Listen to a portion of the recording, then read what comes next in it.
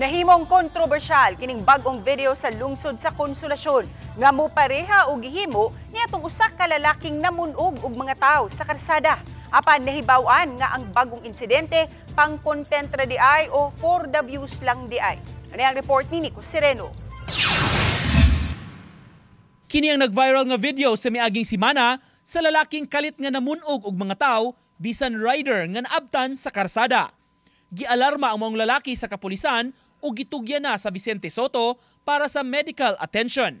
Karong bag-o, kininasab ang nakapaukay sa mga taga-Lasyon, parehong binuhatan sa unang narespondi ang lalaki. Caption pa sa post, wa pa ba kuno di ay ni nadakpi. Ang video nga na-trending usab na post ni atong miaging adlaw na sayrang for the views lang di ay.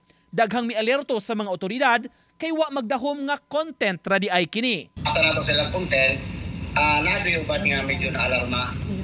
Hadlok niya, ano pa daw makuha na kasi naikotsilyo, makadungga, manginana sir. Kami mismo sir, gidakot mo naman itong gi-rescue itong mentally challenged na individual. Kagahapon personal nga miadto sa police station ang upat ka mga tawo nga naghimo sa mong video. Usa ka babay ug tulo ka lalaki nga nag-public apology. Matod sa pulis, tuyo ra gyud kuno nila sa grupo ang dugang likes, shares ug engagement sa ilang videos. Sa ilang social media account, nangayo usab og pasaylo ang grupo. So guys, gusting man no atong nagpabuang-buang diri sa Konsolasyon nang na-resulta na gyud among gibuhat, gitawag ni sa police.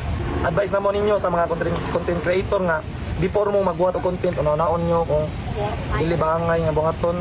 Gitun-an pa sa kapulisan unsay legal nga lakang batok sa grupo sa mga creators. Kun kahinumduman sa Konsolasyon gihapon ni atong Marso, nakapaukay ang gihimo sa lain nga vlogger nga nagpakaron ingnong snail man nakabalda hinuon sa trapiko. Napasakaan na siya og kaso sa PNP kaniadto. Subling pahinumdum sa kapulisan, dapat responsable sa mga posts ug content online. Sa mga content creator, mga vloggers, welcome man ang content, kay creativity man na. Pero it must not come to an expense na kanang mag-spread of false information, kaya mag-create og stress sa ato ang katawhan. Nico Sereno, Balitang Bisdak.